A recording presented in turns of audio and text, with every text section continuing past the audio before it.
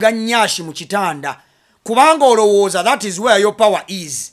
You think that you were married for your nyashi. Oli ku YouTube channel Agaliwo tuula kalira emboozi egwa makerenda. Omulungi okola kyatendo nnyo nnyini ddala agenda maaso n'okuba nti omukutu guno gwekuumirako. Nagamba nti buli woba olabye vidiyo zino ogenda maaso n'okuba nti ozirayikinga ne kiziyamba okubanga zitambula ne sekutambula yenna.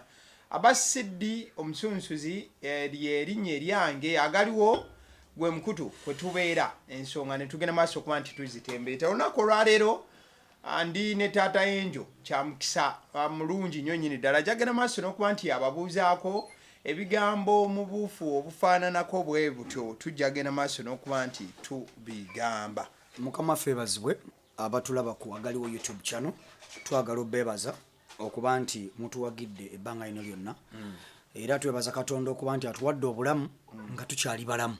Ekyo kisinga obukulu okubanga tukyasobola okubanga tukubaganya ebirowoozo wano na wali kyekisinga nti singa tubadde tetulina bulamu ate twandibadde tusobola kubanga tubikuba kakati naye nga twebaza Katonda. Amanya gange nze Nsereko Godfrey. Amina. Ndowooza yegwe muntu gwendeeta atera okufuna okukkiriziganya okungi n'abalabi. Ndowooza era lwe wayawukanako nabo lwali lunaku lwa John Segawa olwo lwaleeta obuzibu ku bya firimu lwe twayogera ku bya firimu industry. Nenkayana n'oli omwami wa TV eri. Anti ndi artist kolo yankwatako. Ndowooza lwe lunaku lwe nalabanga bakutwala kago. So twabadde tuli awo njagadde okuplayingako ka video kano katono nnyo then we tujja okuba nga tutandika. If I tell you that help me prepare my dinner and you say, babe, but we are all working, I'm also equally just returned, but you can microwave your food. In my culture, just so you know, I don't have a microwave in my house. I'm a Muganda man. And we thank God for the renewable energy. You can use green petrol and then you lit it up. You're telling me to go and I make my own food. I make myself food. Okay, Keiko, tetugenda nnyo Keiko. So that was the issue.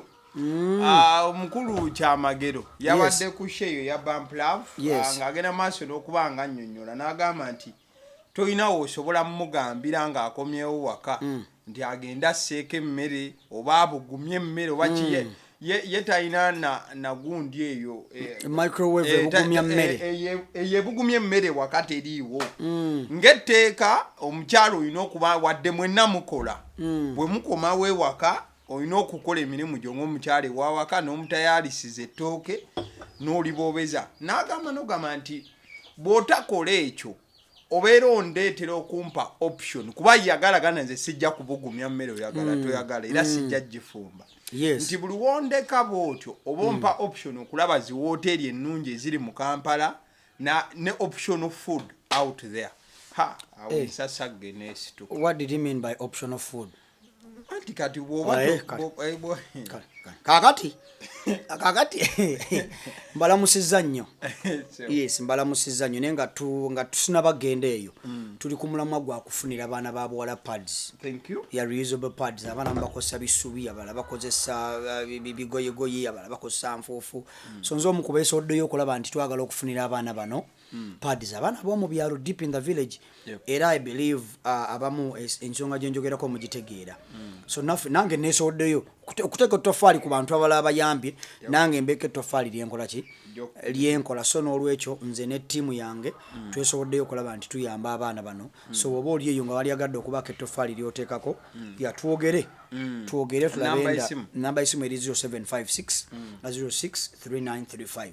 Mujja kuba mundaba obuvidiyo bwaye nga buyitaayita nga ntandika nga nkola kampeyini eno. Kale Mukama yeebazibwe. Naye okudda ku mwami Kyamagero njagala okwebaza sheeyo y'amaanyi nnyo nti eyamba nnyo ate abakyala bonna baagadde nti olwasooka baali oba bakyala bokka naye eyina engeri gyegenze ekula anti yali Bamplav baali boogera nnyo ku bya erina engeri gyekuze n'ereetamu abasajja bawulina ebirowoozo by'abasajja kubanga abakyala bwe babeera bokka buli kimu bakivuga bakizza ku sayidi yaabwe n'abasajja bwe babeera bokka bakivuga badda ku side yaabwe naye buli boleeta mu figa ate kuno baleese figa enkalubo mu Kyamagero ne oyo Godfrey abo bakalubomu abo bakalubomu so njagala obebaza nti sheeyo erina balance olwo nalaba baleeta kasuku baleeta ni ya kirungi nnyo ekyo nti tufuna balance tufuna side zombi bw'obanga olimu akategeera ng'olaba sheeyo n'olondamu n'owewa n'olondamu bw'obanga olimu akategeera kyo kiki eŋŋambi bw'oba olimu akategeera n'akatoola n'olondamu ebigenda okuyamba so si ebigenda okwonoona ontegedde bulungi so njawo okwebaza sheeyo nungi nnyo kyova olaba nnaka tuli mu kujoogerako olwa mwami Kyamagero yasudde akayinja mu ki yakutte mu njuki kakati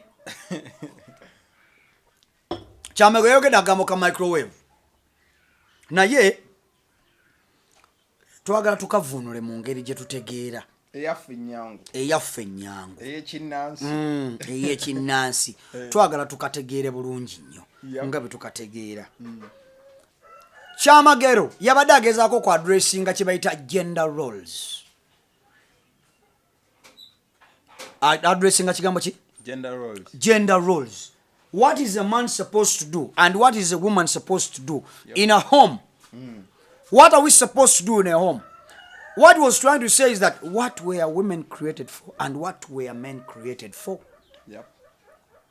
what are our roles we do not have the same roles tizifaanagana kubanze sizaala naye omukyala yazaala kati oba ogamba nti sisindika mwana thank you so much sisinde mbadde njogera kiri ekya maternity sisindika mwana naye omukyala asindika omwana ondaba ondekedde agezaako ku addressinga gender roles otherwise singa tufaanagana singa tufenafena tufaanagana roles then tibiba tebitegeerekeka ontegedde bulungi nti nze nzimba ennyumba omukyala n'agifuula home you build a house and she turns it into a home.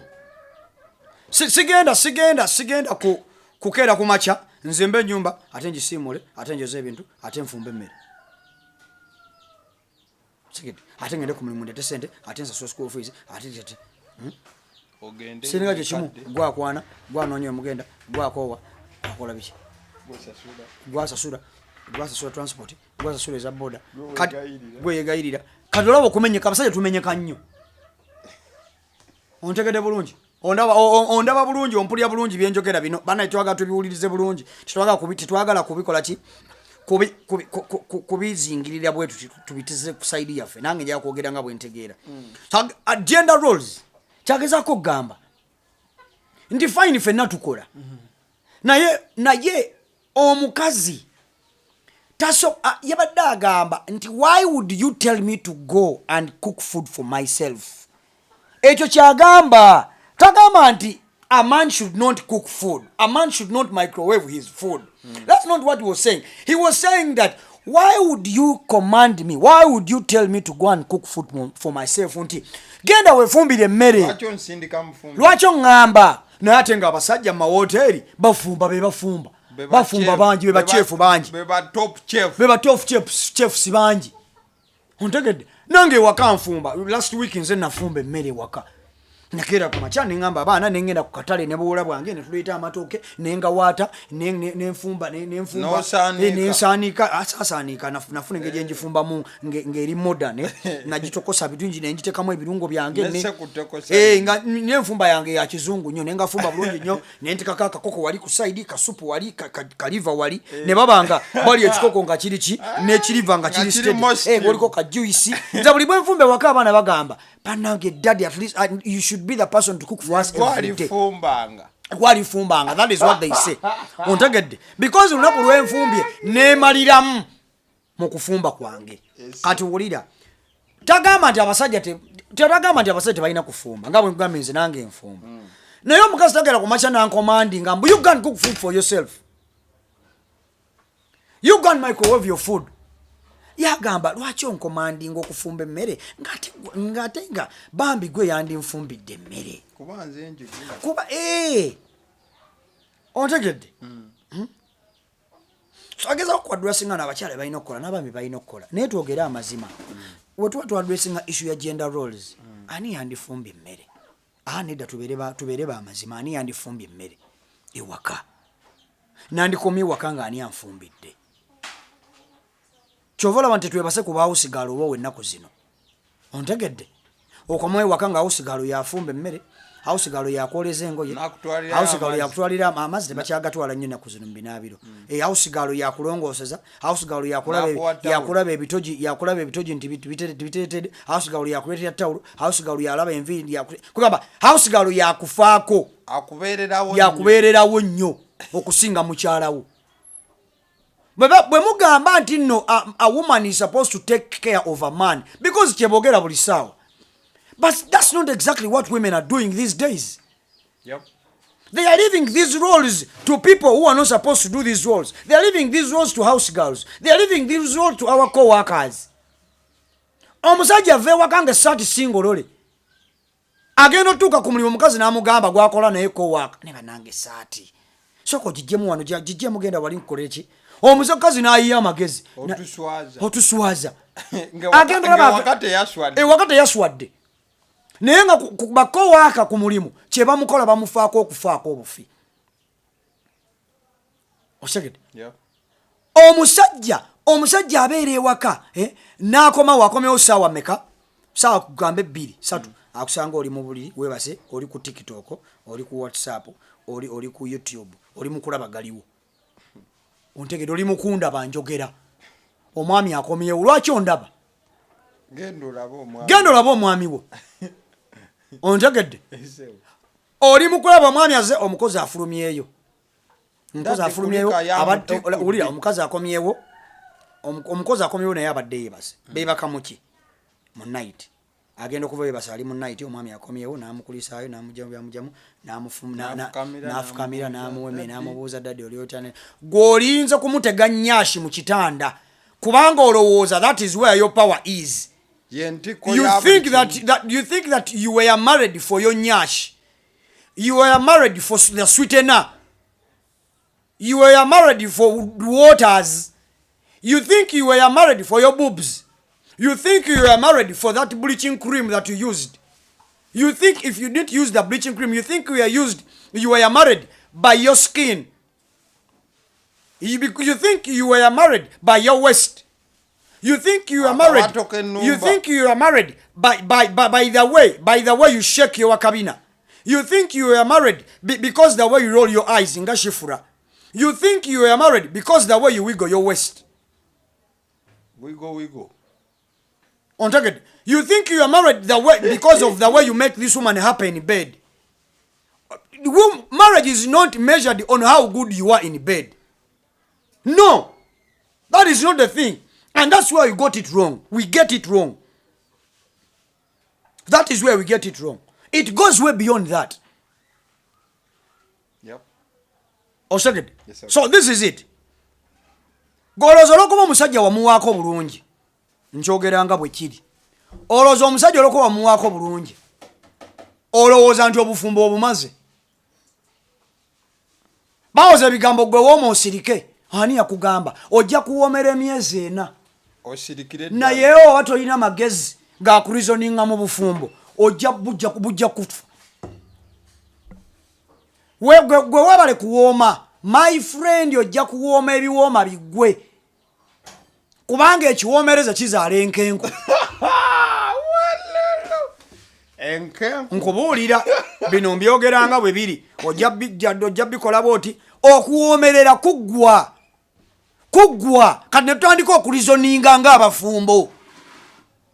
Wampoomera wompomedde kati okuwooma kuwedde ozaako ki? Tuli ffenna wange ozaako ki? Ontegedde bulungi? Kiki ky'ozaako? Tuddeyo. Abakyala bakooye kibayita exploitation. Bakooye kibayita ki? Exploitation. Abakyala tubabonyabonyezza ekimala okuva mu myaka egy'ekinaana okuva mu myaka eja 17 si kinala ngamba 1880s 1770s 1670s 1550s 1440s tubabonyeza mu zi edi zi BC zi DC zi MC mu 7 tubabonyabonyeza nnyo emirembe gyonna naye abakazi bakooye okubabonyabonya kyova olaba bafubye nnyo okulaba nti bawangula bagezezaako nnyo okukola lwaki abakazi bakola nnyo ennaku zino lwaki beekolera ennaku zino nti because bakooye okukulusanyibwa kw'abasajja bakooye okubanyooma bakooye okubayisaamu amaaso bagamba guno omulundi naffe tuveeyo tukole omulundi tetukyagala kwebaka tetukyagala kusumagira kati bakozi bamaanyi kati bagamba tulina sente nammwe muzina enough is enough we are tired nfumbe mmere naawe gifumbe moze ebintu naawe byoze oza nange nsindika omwana amanane ngembonaabona naawe omwana muwulire mu nsawo wegololere tebabikola olw'okuba nti nno balina obikola babikola bikozi bakooye tubabonyabonyeza ekimala kati nabo bali mu kwerwanako bagamba nedda mutubonyabonyeza naawe it's your turn naffe katubabonyebonye naffe tulina sente nsobola okuzimba ennyumba naye kankuwase onfunye bulungi nsobola okuzimba ennyumba kanjizimbe nkuwase kubanga nange mutubonyabonya nnyo bisajja mmwe mutubonyabonyeza ekimala naffe katubabonyebonye kyekigenda mu maaso wano retaliation. Don't think that women don't know what to do. Women know what to do. Women know how to take care of their marriages. Women know how to submit. Women know how to value a man. Women know what it understands to be a marriage material. But the more you press them hard on the wall, the more they become rebellious. And they press you back. They press you, when they get the empowerment that they needed, they'll press back. Ontegedde omukyala alwana nnyo okulaba nti naye abaako ne kaalina omukyala alina kaalina tafugika kyebali mu kukola kati nti ogenda n'owasa omukazi alina edduuka mu kikuubo alina edduuka lye akola obukadde bwe busatu omwezi alina amayumba g'abapangisa azaalayo obwana bwe bubiri akuwasizza alina amayumba nga tolina kyakono gamba kikazi gw'omwagadde lwa ssente kumba agenda kufugirayo ontegedde kati abakyala bali mu kwerwanako abakyala bakoze kyamaanyi nnyo okwewanika sigamba okwewanika like okwepanka okwetumbiza mu bbanga beerwaneko bafuuke b'amaanyi elevating themselves I think that's the correct word elevating themselves balwanye nnyo okulaba nti abakyala bavaayo nabo babeeko kye beekolera bakooye okutuntuzibwa kw'abasajja bakooye bagamba nedda ku mulundi guno balina ebibiina ebya women empowerment tobimanyi muwendo nefe abasajja tulina ki oli ebisajja bya money emancipation money empowerment money of value men of valor waliwo kyempulirawo eky'omwami ono omusumba alina kyakolayo awo n'akuŋŋanya abasajja nga 100 ne bajja naye ekyo kyekimuwani na miliyoni kiriddamu ddi kigenda okuddamu ng'abasajja babuyabuya nga tebakyalimu okategeera ne kidda ne beetereeza naye abakyala balina ebikujjuko balina ebibiina domestic violence ono FIDA ono women empowerment ono Uganda Women's Network ono women is what ono women work with value ono women with value women with it ono girl child ono fight for girl fight for marriage women empowerment children what eno divorce kwane divorce naye ewagira bo buli kimu kiwagira bo naye abasajja balina ki abakazi bakoze kyonna ekikyoboka okulaba nti beerwanirira beewanirire lwaki babikola because tubatuntuze ekimala they are tired. They are very tired. Babikoye bagamba no. We have made our own money. We can now sustain ourselves. We are empowered. We are leaders. We are administrators. We have big posts in the government, in all institutions. We are managers. We are directors. So no more domestic violence. tojja kumanyira chovola bakola bino byonna chovola Kyamagero bayogede bagamba nedda sebo nawe gifumbe nange nsobola nawe Museveni yabawo ennaku zino Museveni yakola ki yabawo amaanyi yabawo abakazi abaki yabawo amaanyi era government nange yokotegedde ulira kati bayina sente now that they have money they can fight for themselves naye lwaki fe aba banyigiriza ku kisenge ne batandika okugenda ne bava mu bisenge era banange tufulume ennyumba naffe tubeko ke twekolera abasajja batutunduza ekimala bagenda tukinako abasajja batukinako nnyo naffe tugende tukole let us go and work and empower ourselves tukoyi kati bali independent kusanga omukyala single mother abaana be yabawerera abagwidde amamotoka abazimbidde amayumba abakodde buli kimu naye nga ntaata waabwe waali ntaata waabwe akola ki waali naye nga abaana be bakoze byonna be babyekoledde omukyala yakoledde abaana bye ebintu byonna kati oyo omukyala ogenda mugamba nti nno lwaki ongamba okufumba emmere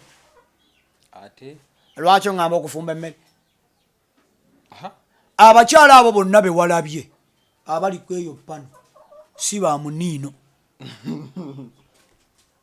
tojja mugamba nti gwe jangu naaza ebigere gwe genda onfumbira emmere ajja kugamba mukulu omanyiraani nsebo nze atula ku bump love nze tomanyira banyirira balina sente tolina kyobagamba balina obwogerero kati abakyala tokyalina kyobagamba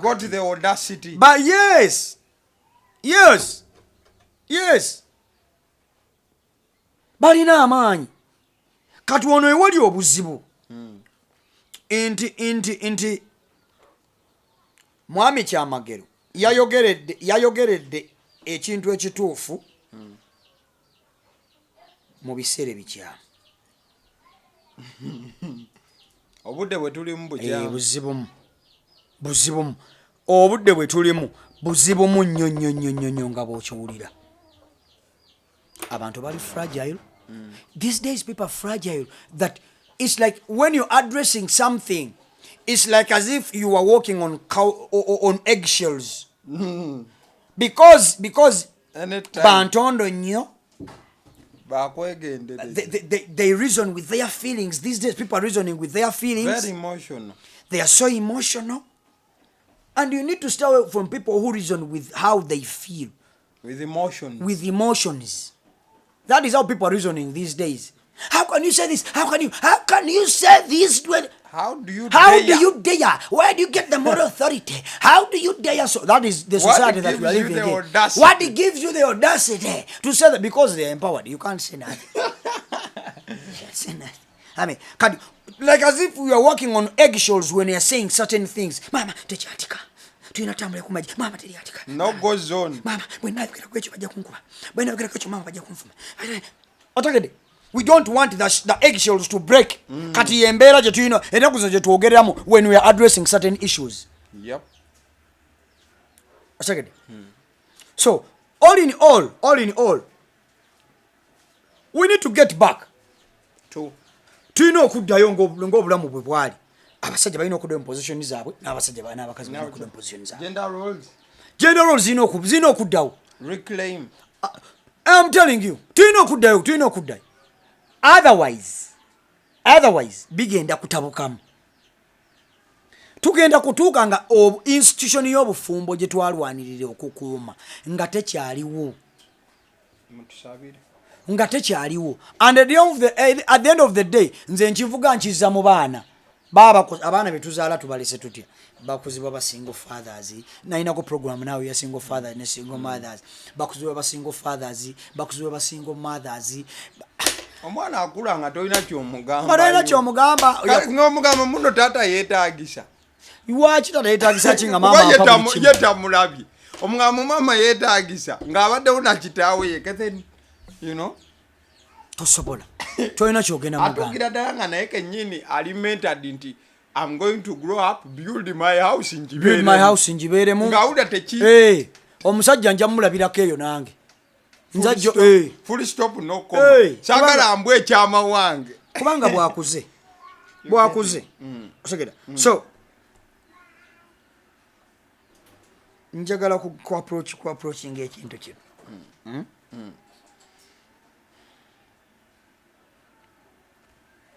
abasajja n'abakyala tulina okuadressinga issue eno gye bayita stay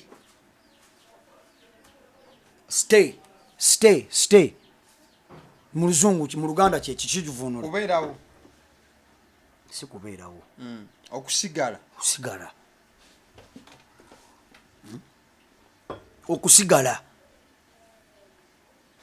okusigala in all possible ways tuyiga okusigala nemba muzina misunderstandings ezifaanana zitya let's learn this thing nti wemba nyingidde mu bufumbo it's not even for the sake of the children like we normally say nti kulwa abaana bambisigala tukuze abaana nedde ekyo tekikola but how far can you go to stay tusigale kubanga obufumbo buno tubwagala lwakuba nti waliwo atasobola kuwiringa okiitingawo katono ngadduka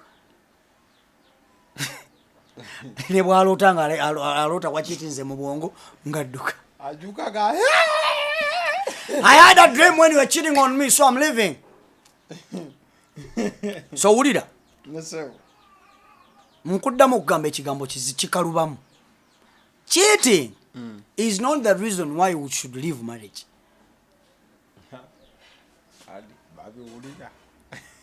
ontegedde omukyala wo bwakukiitingako si ensonga lwaki olina omukyawa si ensonga no tufuna bufunyi kyakwekwasa it doesn't hold water it's not a big nze kangobola erumu nakyogera awo newabaawo nkuba okufaako obufi sijja nakwogera ku musajja kanjogere ku mukazi mukyala wo bwakukiitingako si ensonga why you should leave marriage waliwo ensonga nyingi nnyo eziyinza oleetera omuntu okuva mu bufumbo nga si cheating so si gye tulina okwesibako ennyo waliyo ensonga endala ngaeyo wegiddyeeko sigiraba lwaki ensonga nyingi nnyo eyo yentikko ya buli kimu waliwo abantu nga omusajja alya nnyo amabanja tuguma tubaawotusasula amabanja mwami Abaasi agaliwo tomanyi ekyo tokimanyi ekyo tokitegeera waliyo obwavu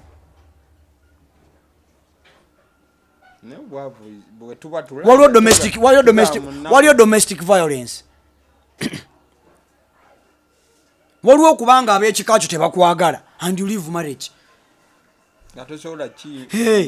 waliwo obulimba ng'obufumbo bwamwe mwabuzimbira ku bulimba either omusajja yalimba oba omukazi yalimba leero ngenda kusalirayo ku mbaata ngenda kusalirayo omanyi manyi bwe nfuna abagenyi kati eyo tugenda sala eyo embaata eyo gwagenda ogira tugenda gira yamanyi nze njikuwadde embaata eyo era bwe tumala wano esalibwe oyo muveeko oyo tamanyi biwuuma yasaagalirako ddala mbaata mu bulamu ne mukazi eryagala olya ku mbaata n'akamyu n'obumi buli eri emanju njagala okulya sooka embaata obumi tebunnawera so kati wulira ensonga nnyingi zenkuwadde lwaki omuntu asobola okuva mu bufumbo nyingi tuli mu era ennaku zino owulira ennaku zino nga when we get into marriage ate we look for reason to live ate onoonya ensonga ekujja mu bufumbo otya tandika okwebuuza ebibuuzo buno naye abadde talinayo omukazi mulala gwalina kuwasa lwatidde okunfuna lwaki tawasakyagamba nze asinga bonna nedda omusajja ono alimba notandika otakula essimu notandika omumalako emmere nomubuuza ovaawa wasuzeewo olidda oddawa oliddawa okola kikati notandika omunaaginga psychologically because now toli contented mu bufumbo bwo N'otandika njagala kulaba njagala kunoonya simu no njagala kebera bulina. You are looking for reason to leave the marriage that you yearned to get into. Bwe wasabira n'osiibira ate oli mu kunoonya nsonga ekujja mu bufumbo. Oba ontegedde bulungi. So tuddeyo wali. We need to look for reasons why we should stay. Let's not look for reasons why we should leave. But not looking for reasons why we should leave. Let's look for reasons why we should stay. Nze nsonga nnyo ze nina lwaki n'okusigala mu bufumbo buno. Nze ne mukyala wange n'abaana bange. Nina ensonga ze ntunudde. Nze ze ntunuulidde ezo. Nze situnulidde ensonga lwaki nina okuva mu bufumbo. Nze ntunuulidde ensonga lwaki nina okusigala mu bufumbo. So when I look at these reasons that I have, they make me stay more in marriage than leaving. Rather than leaving. You get my point? Yep. So awo wetulina okusigala ntu addressing ensonga zino. Amen. Mukama batwere omukisa. Kale bajjukizeeko ku cause eyo. Yes, kakati nziramu ndi mu campaign ya kunoonyeza abaana bawala ab'omu byalo eyo deep in the villages okubanoonyeza pads. Kakati abaana mu Daily Monitor juzi mwalimu report yafuluma ngegamba nti abaana ab'e Budondo wali Busoga yeyogera Budondo nesi Budondo yokka ya nebife ebyenjawulo netali Karamoja yokka all areas wakuba nti kale biri most affected amawulire we wali alamu ennene naye abaana basinga bakozesa nfufu to pad themselves nga bali mu nsonga zaabwe. Abaana bakozesa bisubi bakozesa byayi abala bakozesa bigoyegoye naye nze omu kubeesoboddeyo okuyita mu Sifa New Day Foundation okulaba ntuyamba abaana bano tutya okubafunira kye bayita reusable pads n'okubasomesa engeri gye batungamu reusable pads. Ebitongole bingi bizze bibikola naye naffe twagala okubeera ekitundutundu ku ebyo naffe tuyambe omwana waaki ow'obuwala. So n'olwekyo okuyita ku simu 0756 06 3935 tusaba ojje otwegatteko kwotya. Number 1 otuwa obuyambi. Osobola otugulirayo paadi ne bwe ziba 10 ne bwe ziba 5 ne bwe ziba 2. Waliwo yatuwadde paadi 15,000. Waliwo twakagula reusable pads 12,000. Ya twagala bagulira ebyalaani nakagula ekyalaani kimu okuyita mu sente abantu ze bampadde. So n'olwekyo okuyita ku namba y'essimu 0756 06 3935 bambi baako omu kubeesowolayo osobola okuyamba omwana w'obuwala ow'omu Uganda. Mukama abatwere omukisa. Abasiddi omusunsuzi ly'erinnya eryange agaliwo gwe mukutu kwe tubeera buli wogera maaso okuba nti olaba video gera maaso n'okuba nti ogirayikinga kigisobozesa okuba nti etambula mbufu okufaananako bwe butyo. Rukia yabadde ku camera. Thank you so much.